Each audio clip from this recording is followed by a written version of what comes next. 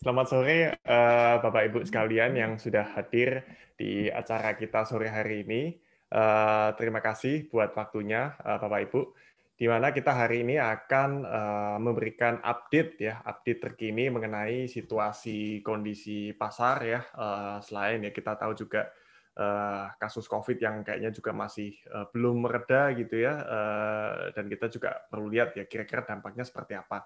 Nah, mungkin yang tema besarnya juga pada hari ini, mungkin Bapak Ibu juga dengar ya, di mana inflasi Amerika itu sudah cukup tinggi juga ya, terus melakukan kenaikan, dan sudah muncul nih wacana-wacana di luar di mana ketakutan pasar dalam mengenai ekspektasi kenaikan suku bunga ataupun pengurangan stimulus dari US. Nah, mungkin nanti kita akan lihat ulasannya di sini. Kami sudah hadir pembicara dari Eastspring Investment, Ibu Gian Ayu Pertiwi ya. Selamat sore, Bu Gian. Ya, selamat sore, Pak Manuel. Oke, selamat sore, Bu Gian. Oke, mungkin langsung saja saya akan berikan kesempatan kepada Bu Gian untuk bisa memberikan pemaparan update outlook dari Eastspring Investment sore ini. Silakan, Bu Gian. Ya, terima kasih Pak Manuel. Saya coba share screen sebentar ya.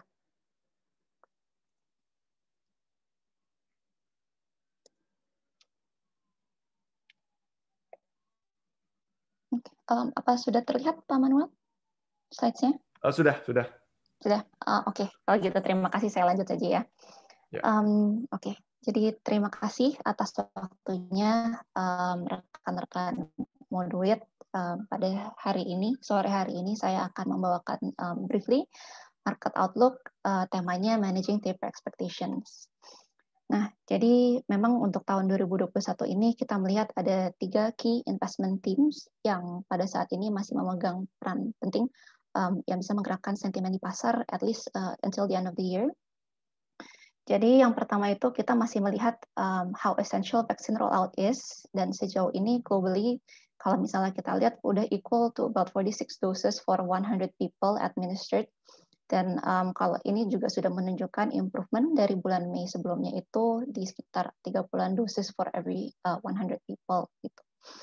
Nah, hanya saja globally vaksin rollout ini memang distribusinya itu tidak merata, di mana sepertinya kalau kita lihat developed markets itu mereka lebih cepat ya dalam hal vaccination rollout-nya gitu, dan juga in terms of securing the stocks gitu mereka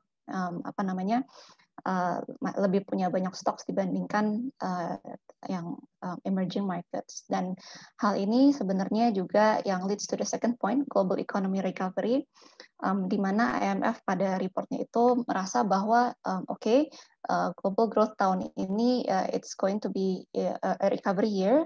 Mereka juga expect tahun ini globally world GDP bisa tumbuh sekitar 6%, hanya saja recovery-nya itu akan divergent, di mana akan lebih di-leads oleh para developed markets ini, negara-negara yang ekonominya lebih ke develop dibandingkan dengan emerging market, dan salah satu yang mendorong itu adalah karena distribusi vaksin yang di developed market itu lebih cepat dibandingkan dengan negara-negara yang emerging. Nah, seiring dengan ekspektasi akan global economy recovery, jadi ternyata itu memicu kekhawatiran akan laju inflasi yang lebih cepat daripada yang diekspektasikan oleh para analis itu. Nah, sebenarnya kalau misalnya yang kita ketahui selama ini, sebenarnya kan inflation it can also be a good thing because in a way it also shows growth. Tapi yang sebenarnya menjadi kekhawatiran di sini adalah apabila inflation terutama di US itu overshooting sehingga di US itu kebijakan policy yang selama ini akomodatif akan di-taper atau di-cut back prematurely di saat mungkin keadaan ekonomi di sana sebenarnya belum siap gitu untuk untuk menghadapi monetary policy yang tidak seakomodatif seperti sekarang ini. Nah, kita masuk dari global dulu. Nah, di sini ada current COVID conditions di United States, India, UK, maupun di Indonesia. Jadi kalau misalnya kita lihat the recent Delta variant ini memang sangat cepat ya penyebarannya. Nah, tapi kalau misalnya kita lihat sendiri di India, mereka itu dengan lockdown-nya, I think it was for about 50 days, mereka udah cukup ini ya, cukup cepat tanggap dan dapat segera mengontrol penyebaran di sana.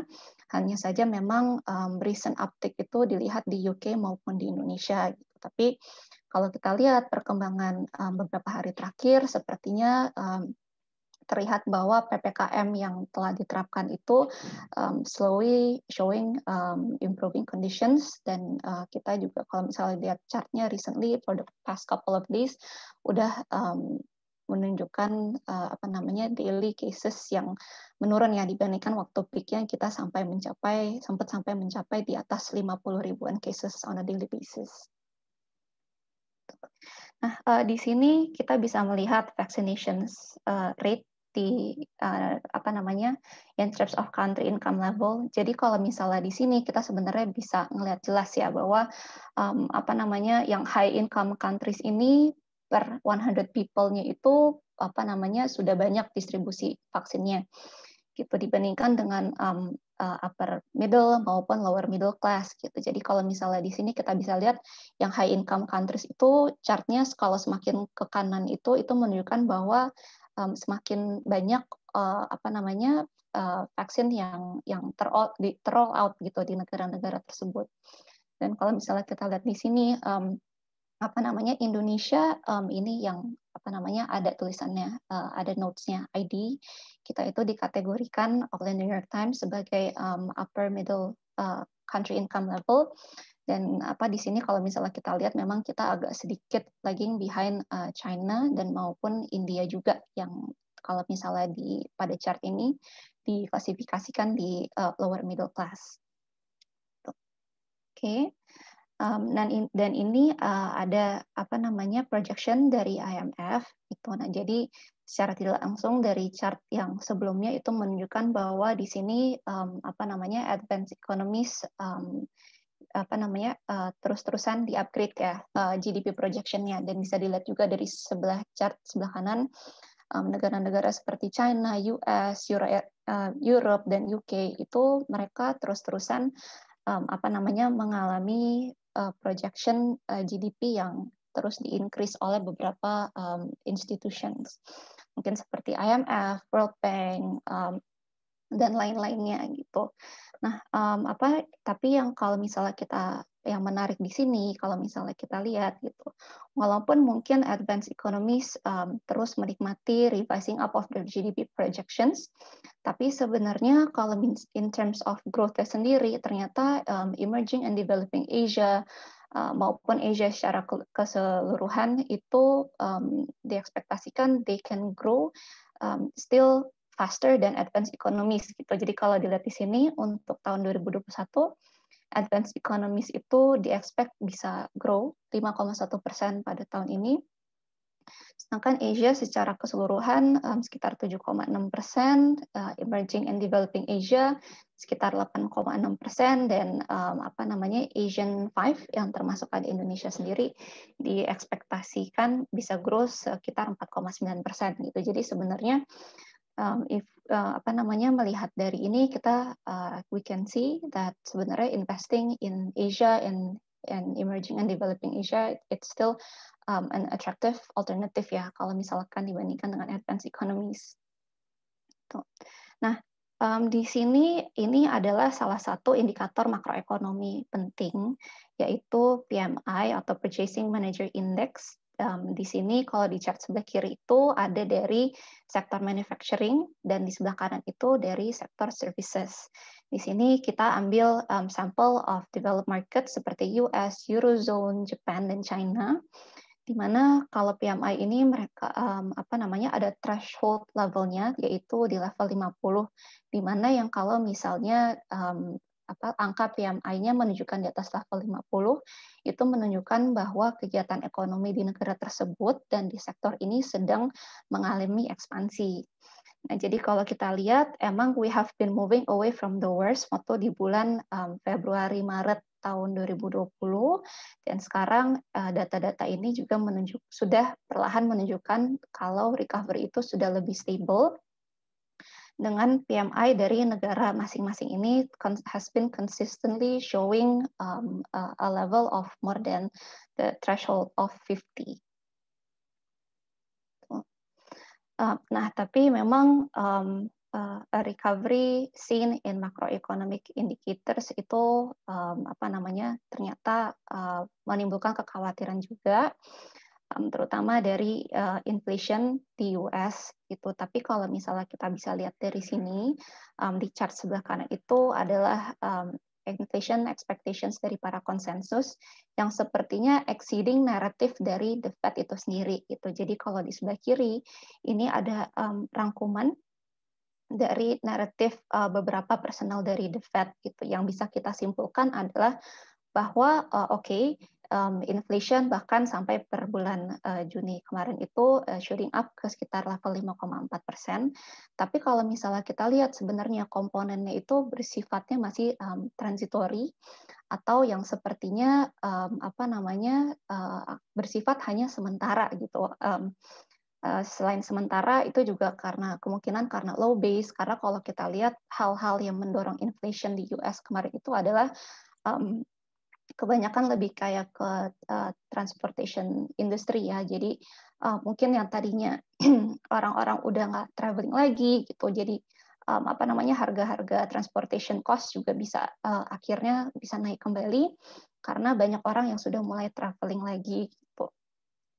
Jadi kalau misalnya kita lihat dari narasinya The Fed, sebenarnya inflation itu masih bersifat transitory for the time being, tapi that's not the only macroeconomic indicators yang mereka focuses on gitu. Karena sejauh ini dilihat yes, commodity prices has been increasing, tapi sepertinya itu karena terjadi bottleneck di supply juga.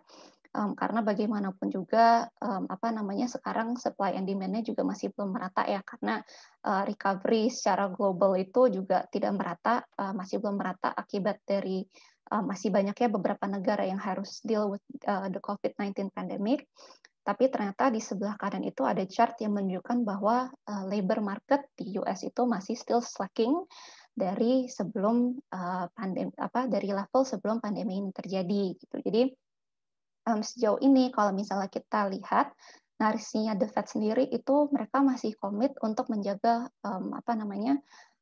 monetary policy di sana remains accommodative, dan kalau berkaca pada kejadian taper tantrum sebelumnya, this time around mereka memang komit agar mereka untuk lebih terbuka soal how they plan to start tapering or increasing their interest rates gitu, karena bagaimanapun juga mereka juga tidak ingin ya taper tantrum terjadi lagi yang akhirnya ke depannya itu juga bisa disrupt market movement. Oke. Kita masuk ke domestik. Sorry. Oke, jadi di sini ada ada chart yang menunjukkan daily cases di Indonesia dan beserta masa-masa transisi dari PSBB pertama, PSBB kedua gitu sampai yang PPKM darurat terakhir. Jadi kalau misalnya kita lihat pada secara historical kan memang pada saat PSBB di-announce itu JCI biasanya terdapat koreksi. Tapi pada saat PPKM kali ini di-announce, ternyata market movement was quite muted. Jadi kalau misalnya kita melihat, sebenarnya kali ini sepertinya para investor itu udah realize bahwa emang PPKM darurat ini it's an action yang harus kita ambil gitu. Karena mungkin kita juga udah melihat ya dari recent news di India itu second wave bisa separah apa gitu. Jadi sepertinya kali ini PPKM darurat kemarin itu dilihat from a more positive point of view, dan memang dan telah terbukti karena beberapa hari terakhir COVID cases di Indonesia sendiri sudah secara perlahan menunjukkan penurunan. Nah, ini ada tren dari daily COVID vaccination di Indonesia dan juga ada weekly COVID vaccination trend. Jadi memang per awal Juli kemarin itu sempat ada penurunan yang dari sebelumnya kita bisa mencapai 1 juta dosis per day, sempat menurun ke sekitar 748 thousand daily vaccination per day. Tapi kalau misalnya kita lihat gitu, sepertinya government masih terus berupaya agar daily vaccination rate ini bisa di ramp up, dan kalau misalnya kita baca di berita-berita gitu seperti Pfizer, Moderna gitu, mereka supply-nya is coming in soon, dan seharusnya pemerintah juga segera bisa mencapai targetnya untuk mencapai 2 juta dosis seperti karena bagaimanapun juga memang kita lihat vaccination rate gitu dan how well the government can contain this spread of COVID-19 virus, itu akan menjadi hal esensial yang bisa menentukan ekonomi growth kita di tahun ini gitu. Dan kita lihat kemarin seiring dengan second wave yang harus kita hadapi gitu, dengan PPKM darurat yang harus segera diambil oleh pemerintah sehingga banyak kegiatan ekonomi yang terhenti, itu akhirnya MOF, Bank Indonesia maupun IMF sempat mendowngrade GDP expectation kita untuk tahun ini. Gitu. MOF sendiri dari yang tadinya expect kita tahun ini bisa recover 4-5%, has recently downgraded to 3.7% sampai 4.5%, dan begitu juga dengan Bank Indonesia di meeting terakhirnya juga turut mendowngrade. Itu tapi ini memang as a consequence atas PPKM darurat terakhir kemarin yang memang harus kita ambil karena penyebaran COVID tersebut. Dan maka dari itu kita we still think that vaccination rate maupun how well the government can handle the COVID cases spread di Indonesia itu akan terus menjadi kunci penting untuk menentukan recovery kita di tahun ini dan maupun GDP growth untuk di tahun-tahun ke depannya juga. Gitu.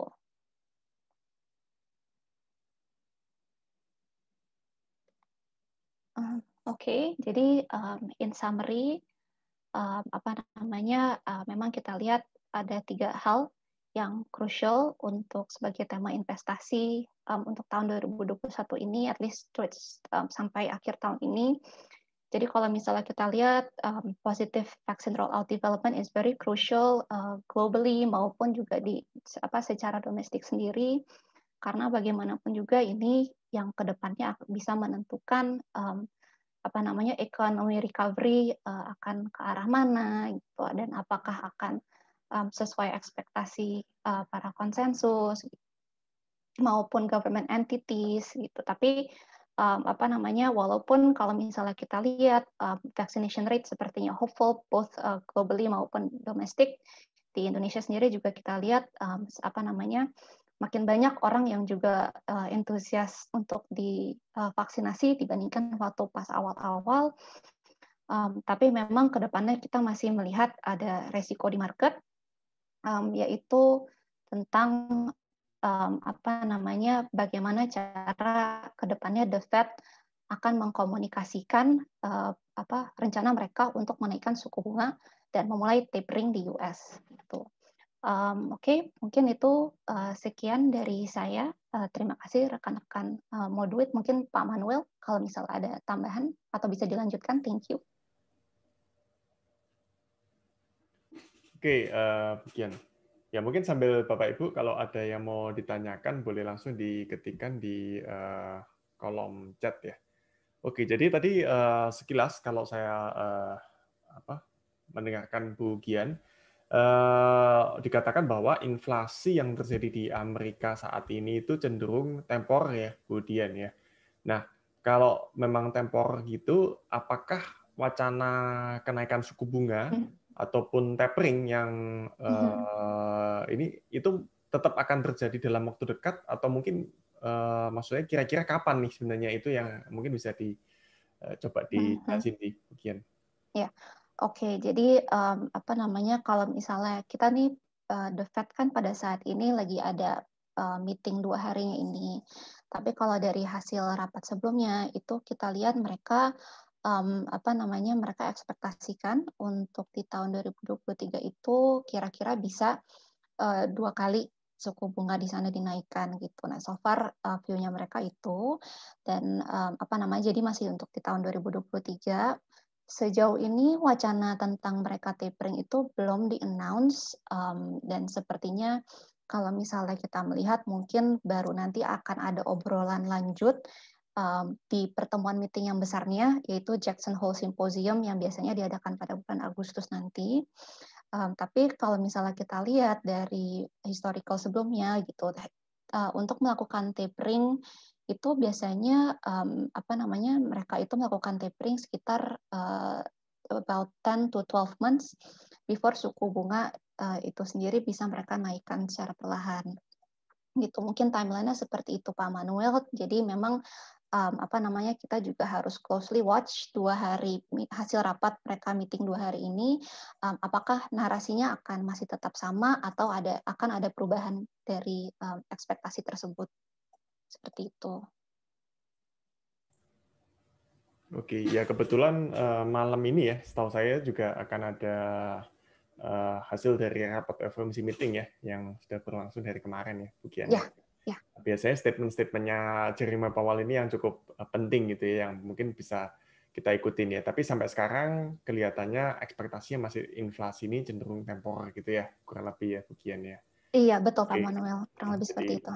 Ya, jadi harapannya masih ada waktu lah untuk sampai suku bunga bisa firm untuk mulai dinaikkan dan memang ekspektasinya mungkin masih bisa paling cepat mungkin malah masih tahun depan ya. Gitu ya mungkin. Oke.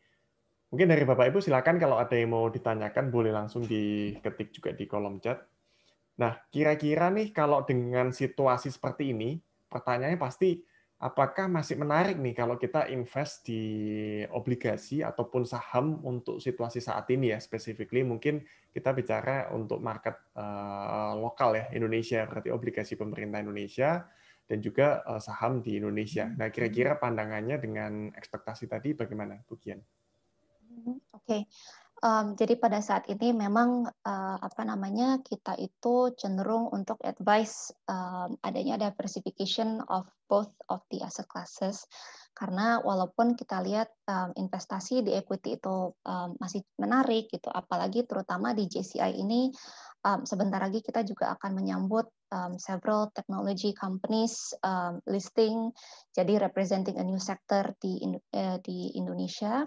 Tapi bagaimanapun juga kita melihat ke depannya masih ada uncertainty apa namanya mulai dari apa namanya COVID cases, bagaimana cara pemerintah domestik maupun global menangani pandemi ini gitu. Nah, selain itu juga kita masih terus melihat bahwa apa namanya bagaimana nanti cara The Fed mulai apa melakukan tapering itu bagaimana nanti cara mereka komunikasinya itu apa namanya tentunya juga bisa menjadi resiko untuk pergerakan market ke depannya. Nah, jadi karena itu memang kita we advise a mix of diversification. Kita advise diversification of both of the asset classes. Kalau dari sisi fixed income sendiri, kita pada saat ini masih melihat ini juga masih merupakan investasi yang menarik. Karena bagaimanapun juga kalau misalnya dilihat secara yield dan spread antara obligasi dengan deposito itu sekarang spread-nya juga masih quite wide gitu. Jadi kita melihat bahwa masih ada lebih apa namanya menarik lah gitu untuk invest di fixed income juga. Seperti itu Pak Manuel. Oke, mungkin menyambung nih dengan pertanyaan yang sudah muncul. Kalau untuk equity outlook disebutkan market valuation at par with long-term average. Ini artinya apakah saat ini tepat untuk masuk equity atau belum saatnya? Nah, gimana itu, Bu Kian? Oke, jadi at par ini, jadi karena kita melihat pada saat ini JCI yang kira-kira valuation-nya di sekitar 15,6 kali itu tidak jauh dari long term average-nya yang berada di sekitar 15,2 kali gitu. Jadi kalau kita lihat sih sebenarnya valuation compare dengan long term valuation ke belakang itu tidak jauh lah gitu. Nah, untuk misalnya whether it's the right time to invest or not, kita sih selalu melihat bahwa kalau misalnya ada penurunan di equity itu bisa dijadikan sebagai opportunity yang menarik gitu untuk masuk dan melakukan dollar cost averaging. Karena bagaimanapun juga kalau misalnya kita lihat recently juga kita mulai ada animo dari investor asing yang mulai masuk, dan kedepannya with all this tech listing, ini seharusnya juga berpotensi menjadikan Indonesia sebagai salah satu tujuan investasi yang menarik ya. Karena kalau misalnya kita lihat kan di negara-negara tetangga itu mereka juga udah punya lumayan banyak companies yang IPO yang represent technology sector, sedangkan kalau di kita itu masih belum sebanyak ya di sana. Gitu. Jadi kalau misalnya kita lihat, mungkin ini bisa menjadi salah satu potensi kita dilirik kembali oleh investor asing juga. Seperti itu. Semoga menjawab. Oke. Nah, kalau boleh tahu tadi kan dikatakan appetite investor asing. Apakah investor asing ini saat ini lebih melirik, kan sekarang kalau di saham ini mungkin ada story yang tadi dibilang tech ya, atau new economy deh ya, kalau yang orang bilang ya, ada old economy, new economy. Apakah investor asing akan lebih tertarik masuk yang di new economy atau tetap masih playing yang di old economy seperti big bank yang non digital ya? Itu kalau pandangannya seperti apa kira-kira ke depan? Oh, oke. Jadi kalau misalnya kita lihat untuk old economy itu terutama kalau misalnya yang banking itu old conventional banking ya, kalau misalnya kita lihat kan memang masih ada exposure di situ karena selain market cap-nya besar di indeks kita, tapi juga yang dilihat of course the resiliency of the industry gitu. Tapi kalau misalnya kita lihat yang nantinya juga lebih berpotensi itu adalah exposure ke new sector, ke new economy gitu, baik dari sisi digitalization, kita juga melihat sebenarnya di JCI itu banyak nama-nama yang juga bisa nge-represent another new economy sector, yaitu green energy, atau yang mungkin kita bisa ketahuin yang lagi booming nih, electric vehicle related gitu Pak Manuel. Jadi kalau misalnya kita lihat mungkin masih banyak investor yang mau nggak mau tetap harus bersandar pada big bank names di JCI. Tapi kalau misalnya kita lihat juga sudah mulai ada ketertarikan terhadap exposure of new economy, gitu, seperti itu. Oke, nyambung dengan pertanyaan berikutnya. Jadi kalau situasi saat ini mungkin equity lebih baik yang blue chip atau second liner stock. Nah tadi mungkin ada yang mau tambahin Bu Kian mengenai ini. Oke.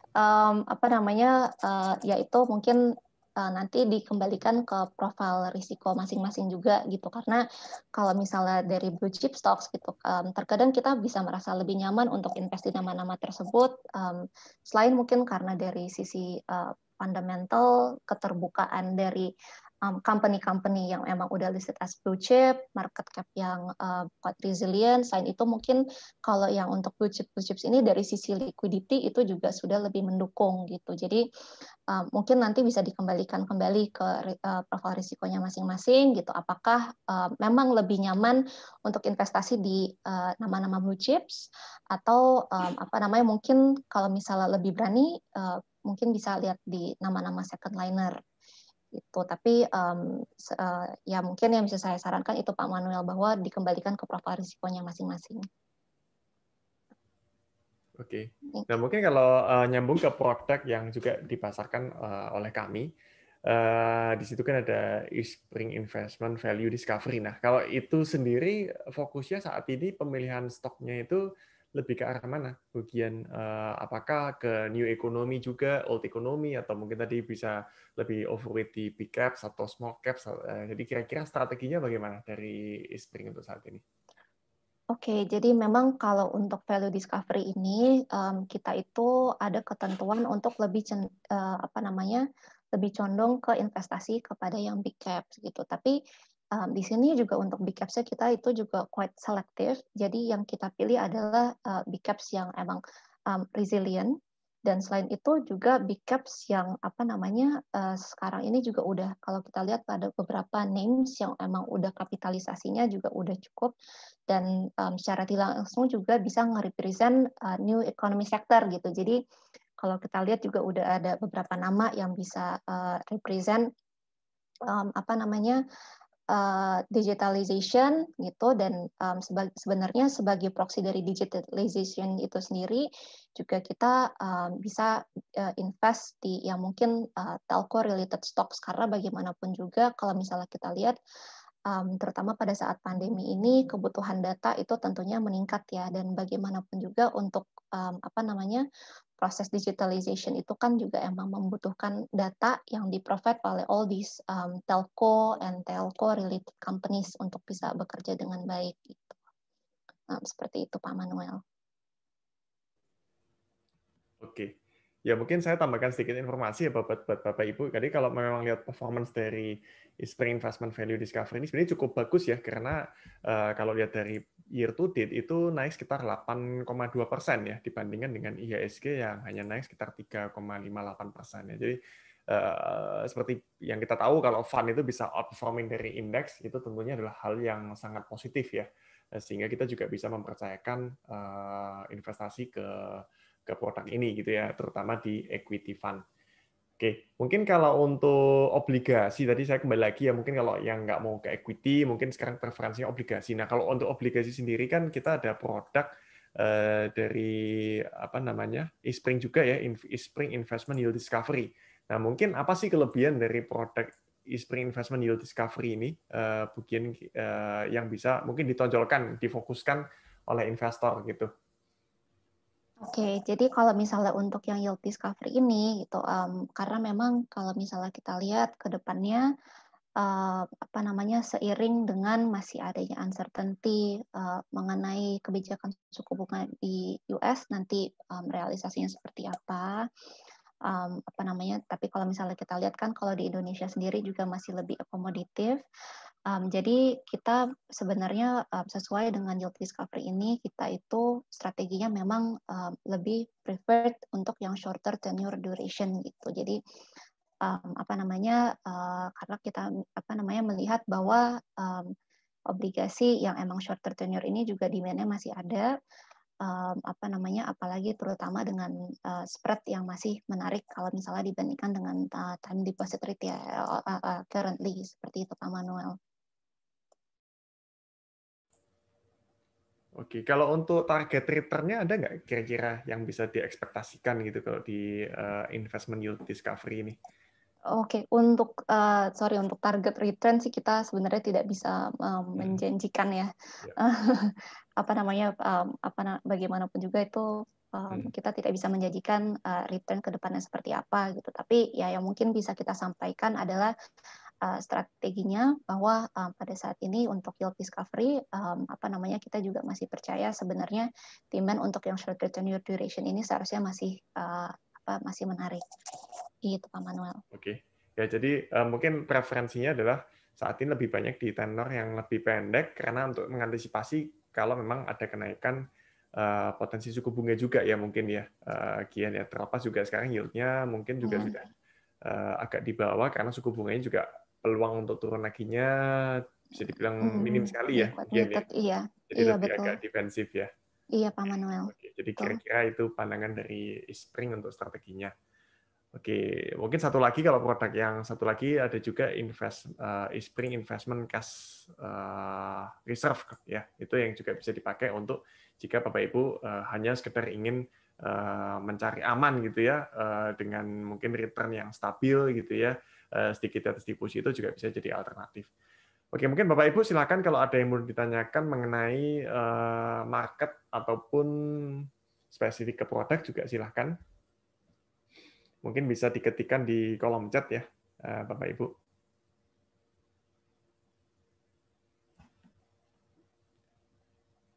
Oke, kalau ini Bu Gian, jadi kalau yang terakhir ini kan memang kasus kita kan cukup naik signifikan nih, bahkan mungkin bisa dibilang jadi epicentrum pandemik ya saat ini ya.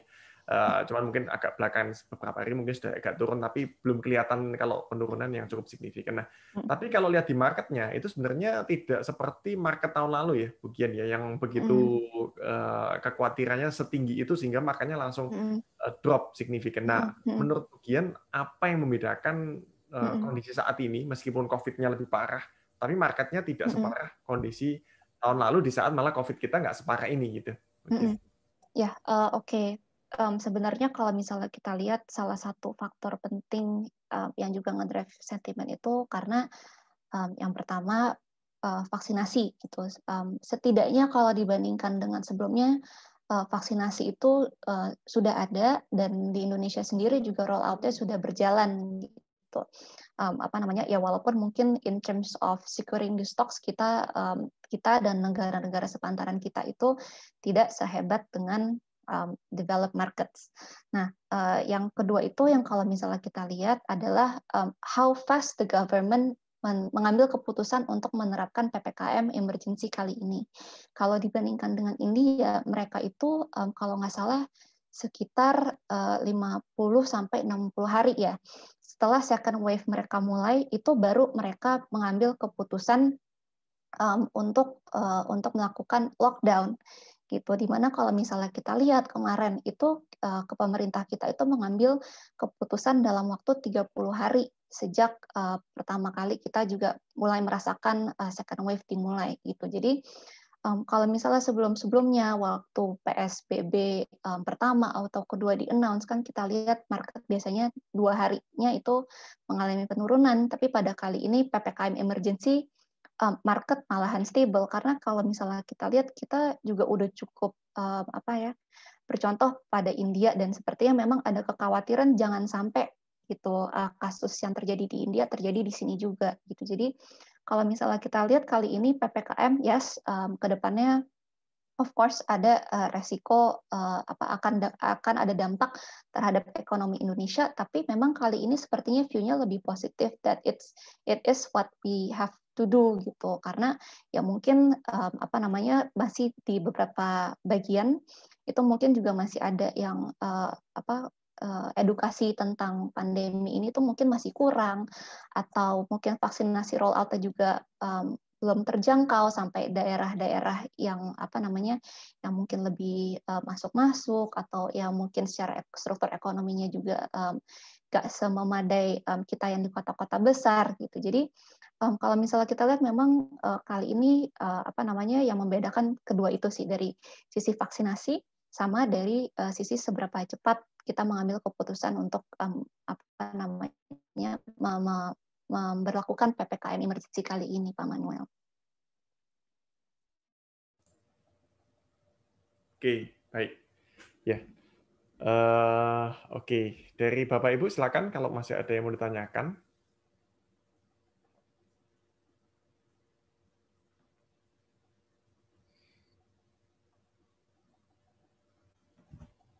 Oke, kelihatannya belum ada pertanyaan lagi nih dari partisipan.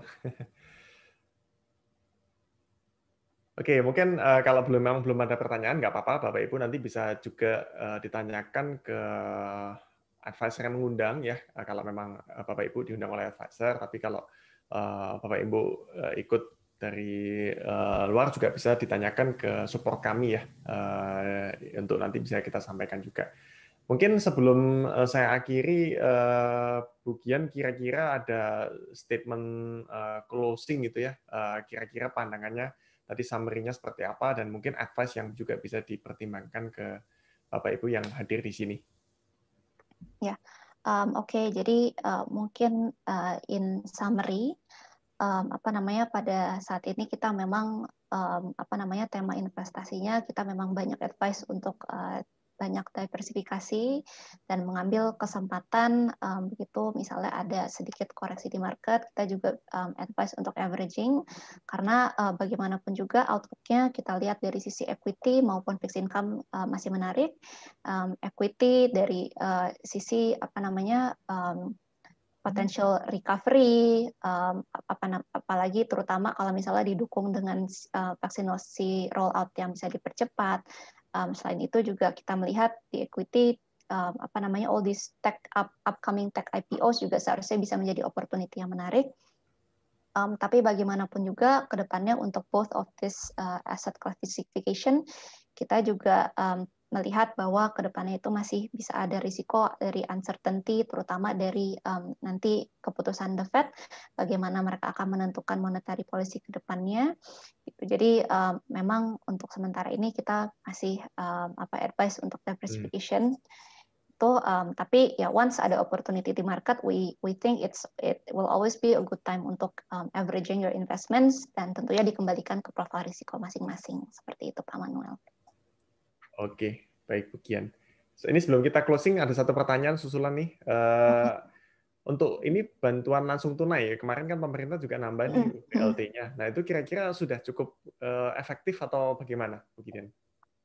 Oke. Karena ini baru recent ya gitu. Baru recent di disperse. Jadi memang kalau misalnya untuk ke-translate ke company earnings itu mungkin nanti kita baru bisa melihat di waktu mereka men-announce earnings di kuartal 3 nanti gitu. Tapi kalau misalnya kita berkaca pada sebelumnya gitu untuk consumer staples memang kalau misalnya di saat ada digelontorkannya BLT itu biasanya memang sedikit ada tick up ya atau ada improvement di performance dari all these consumer staples names gitu. Untuk yang recently di disperse memang pada saat ini kita belum bisa ke reflect nanti spendingnya seperti apa atau mungkin bantuan tersebut apakah nantinya akan lebih banyak disimpan atau lebih banyak memang di spending gitu. Tapi itu mungkin nanti something yang we can closely watch waktu para all these consumer staples company announce their earnings in kuartal 3 nanti. Gitu Pak Manuel. Oke. Semoga itu menjawab. Ya. Oke, baik. Terima kasih Bu Kian dari Spring Investment untuk pemaparan sore hari ini.